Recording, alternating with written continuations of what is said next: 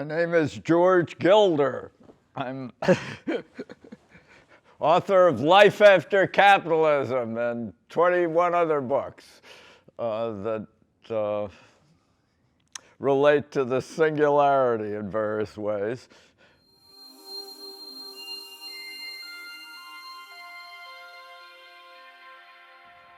Well, I think that the future of money is the blockchain.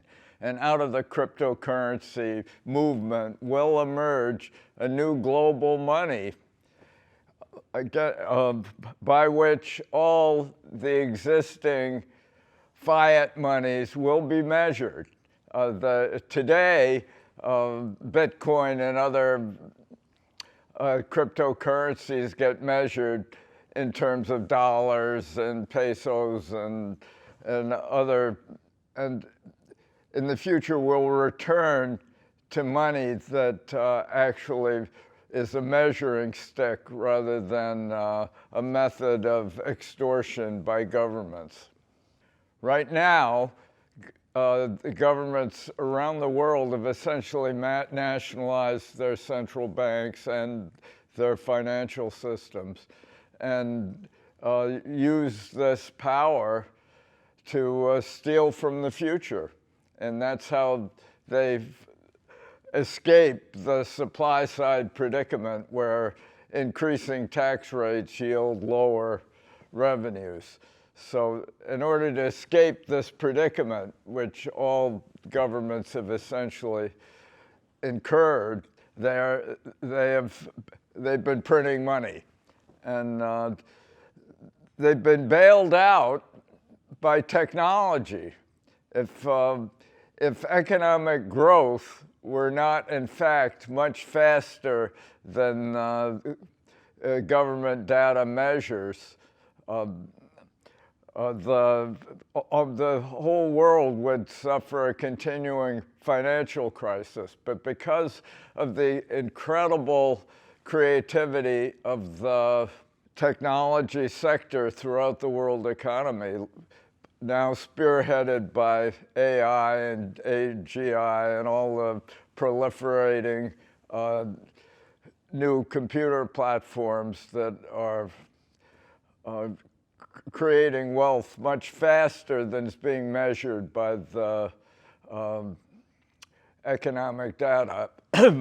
My book, Life After Television, and Life After Capitalism, and a book called Superabundance that I wrote the introduction for, but by a couple of shows that the real measure of money is time. And time prices, the amount of time you have to work to buy goods and services, is the essential value of money. And and time prices, that measure of how many hours you have to work to purchase the goods and services that sustain your life, is universal, as William Nordhaus of Yale demonstrated in an essay in 1991. He's a Nobel laureate economist, and he discovered that by studying lighting technology over all the millennia, from cave fires of the Neanderthals through the candles at Versailles, through Edison's light bulb, and all the ways that all the advance of lighting technology sort of climax now with light-emitting diodes and blue and white light-emitting diodes. Are just amazing advances in lighting, was totally absent in the economic data.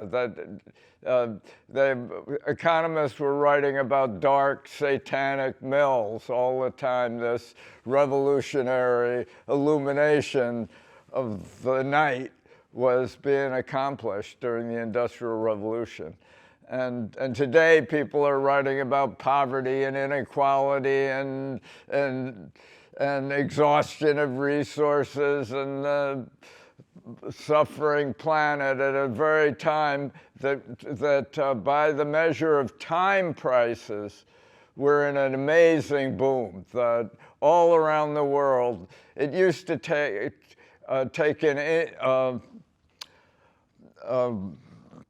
worker in India all his time just to feed himself. And now he feeds himself in 5 minutes. It's just a radical breakthrough in productivity all around the world that's missing in the data, but present and documented beautifully by Gail Pooley and Marion Tupy, two economists who wrote Superabundance. Larry Summers, the former Harvard president, spoke 20 minutes at the introduction of this book. He thought it was so important, Superabundance. It really shows that this data that these huge temples of statistics in Washington, memorial stretches of bleak numbers, all miss everything important that's going on in the world, like the AI revolution. It's missing in the data. That they don't have a clue of the SingularityNET and the rise of this new computational capability, new platform is missing in the data. And so that's what I think this is a key point. This really is happening, and but it's a continuation. Where I've diverged somewhat from some of the sentiment expressed at this conference is that I believe that it's the latest computer platform, and it's splendid. But there are 8 billion human minds, and each one has 100 times more links in the brain than the most advanced computer. And each one runs on 12 to 14 watts of energy rather than gigawatts. And there's a certain underestimation of human minds and what they are and what they aren't in the movement, I believe, in the singularity movement. I think they are inclined to believe that computation and intellect are the same, and I think they're different properties, and they don't compete. They collaborate and complement and enable new horizons in the world economy.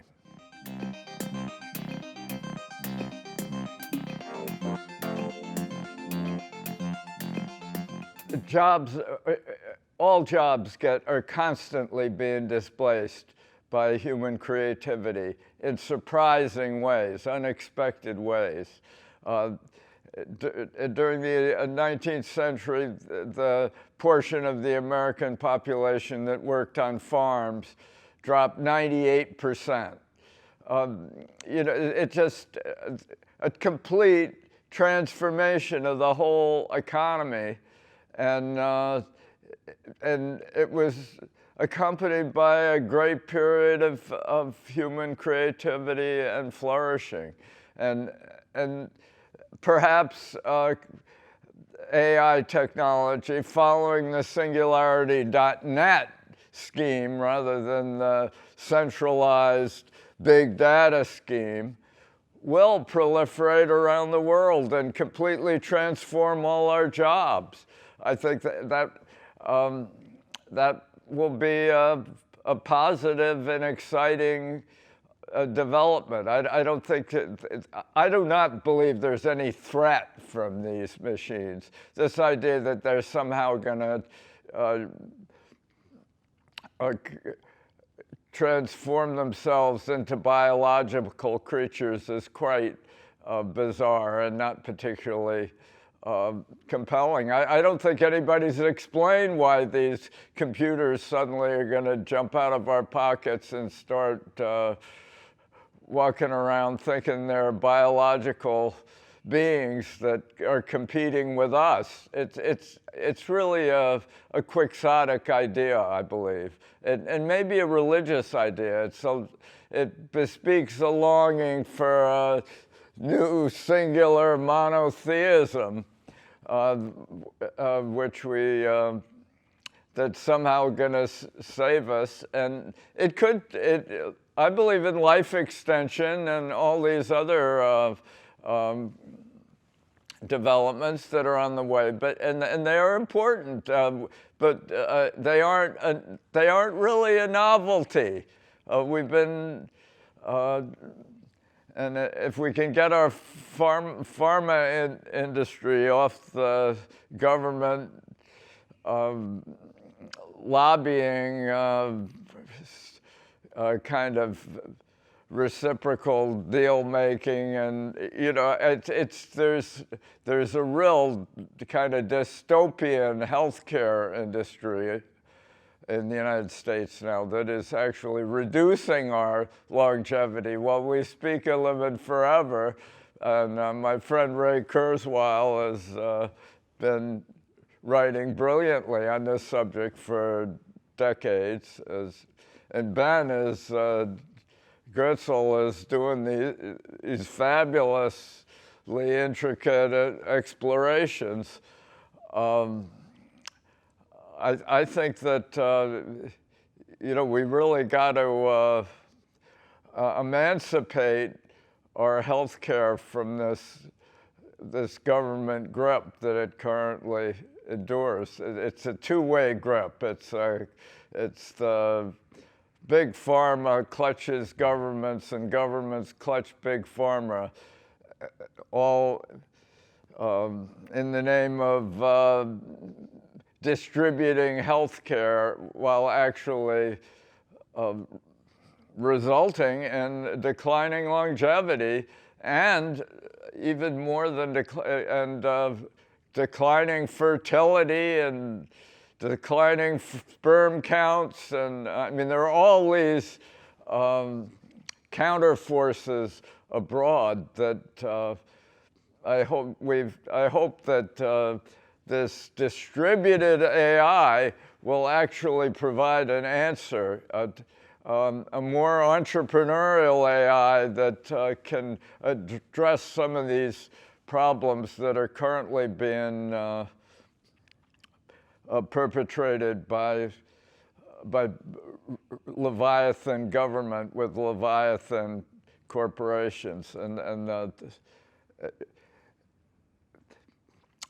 a basic goal, I believe, is to end corporate funding of campaigns.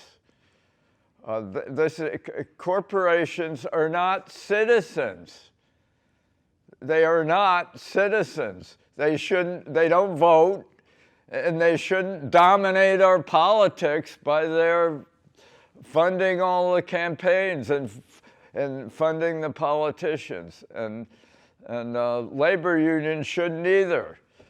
The members of the labor unions can do what they want, but the union funds should not be used to finance campaigns. And I even believe that deductions for charitable giving should not be available to corporations. I think it's corrupting the entire foundation world. So anyway, these are other matters, but I do believe that the general thrust of this meeting is enormously positive, that the proliferation of AIs rather than some single giant monolithic eye in the sky or in the data center, uber alles,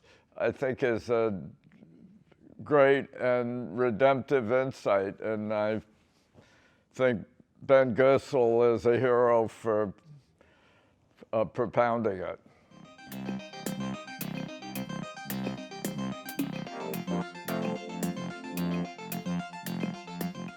Well, one insight that I think is really important from this conference, I disparage this sort of apocalyptic AI, but I believe it's revolutionary, that it is a whole new platform that comparable to the Industrial Revolution that changed the proportion of the workers on farms from 98% to 2%.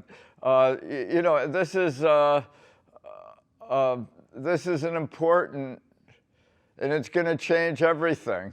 And so for people to, yes, this educational system is a scandal, just as our monetary system is a scandal, just as our geopolitical activities are pretty scandalous. I mean, this is really caveman stuff that's going on in Russia and Ukraine and Hamas and all these things. This is really, these are real crises that confront us, and AI can only help. I don't see it being,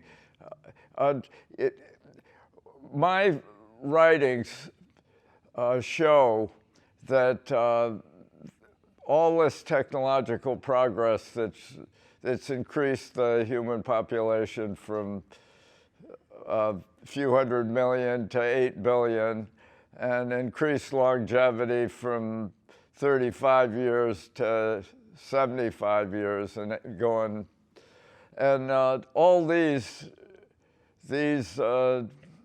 changes have been spearheaded by a tiny minority of geniuses, really, creative geniuses and entrepreneurial heroes, and there are few of them, and you know, AI should increase the number of people who are capable of surmounting that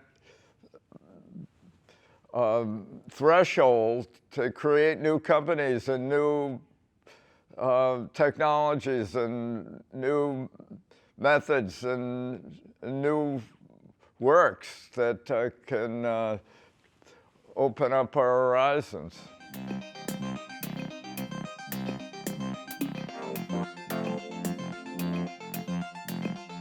The biggest AI trap? Well, I don't think it's a trap.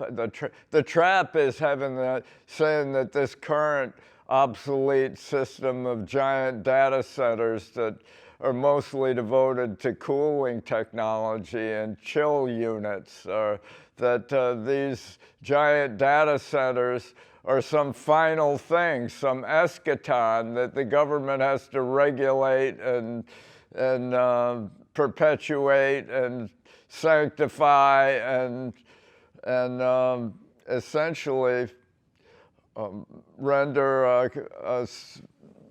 some new establishment. This belief of this comic belief of the Sam Altman and people like that his technology is so dangerous that he needs government help to prevent from killing people with it is just so ridiculous that it's really amazing.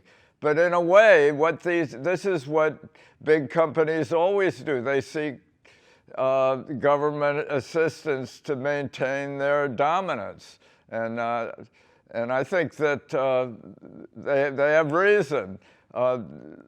ChatGPT can do all sorts of amazing things that we all appreciate, but 5% of its answers are wrong. It doesn't, it's a search engine without sources. Its most accurate system, the system where it gives the answers that are really optimal according to its own internal algorithms, are so boring that they can't release them. So the usual temperature, it's measured by the temperature, and the temperature really registers how many errors they're willing to accept by injecting random numbers into the scheme.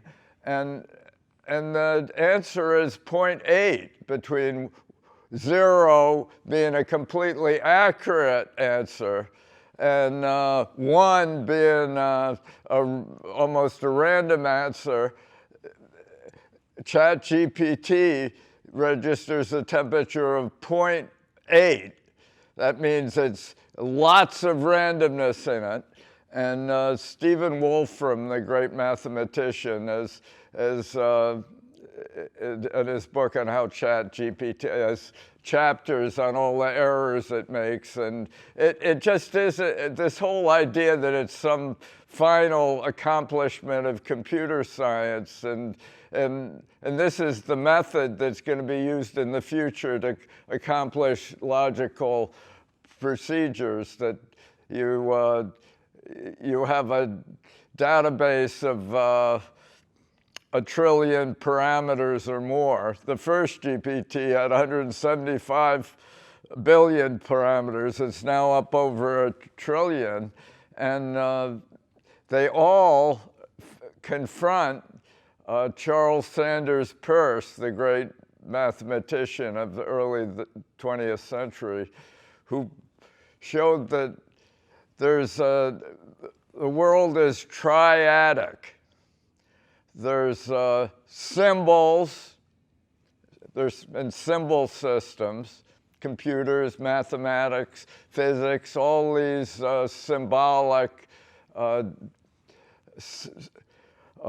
representations of reality. And then there's reality, which is an amazing, baffling molecular, atomic mass.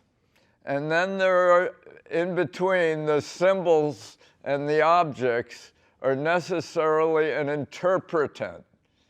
There's no necessary connection between any particular algorithm or mathematical formula and the real world. It takes an interpretant, some intermediary. It's triadic. And these AIs are symbol systems. They're churning symbols. And even if they're connected to a sensory apparatus, so it's data. The creator of the sensor determines the parameters that are going to be measured and sensed. It's just the idea that somehow the AI system corresponds with the real world and eventually will subsume the real world is just nonsense. It's theoretically defies the greatest insights of computer science. Charles Sanders Peirce, Kurt Gödel's incompleteness theorem is another way of expressing the same predicament. Turing's oracle. Turing, a computer always needs an outsider oracle. It's not self-sufficient. That was why Hilbert's laws were not fulfilled. Hilbert, the great German mathematician in the early 20th century, declared that these symbol systems would ultimately be able to sum up all reality. And he had 10 problems that had to be resolved before that could happen. and John von Neumann was his leading advisor. And von Neumann heard Gödel's proof at Göttingen at a meeting in 1931. And once he heard Gödel's proof, von Neumann was relieved of this effort to create some new unitary God of a symbol system, and went and created computers. And von Neumann devoted the rest of his life, mostly, with little stints at the Manhattan Project and other places, but generally to creating the digital computer that has finally, and not as a finality, but has now reached this pinnacle of AI and AGI, and it's a really impressive achievement. I'm not disparaging it. It just isn't, it's not an eschaton. It's not a final thing. It's a, it will help humans create new great works of art and great new adventures to enter space and colonize new planets and extend lives and accomplish many great goals. It's going to do that, but so I think this is an important meeting because it can only do it if it's distributed, as Ben Goetzel insists. It's a singularity because it's singularly capable, but we don't want just one of them.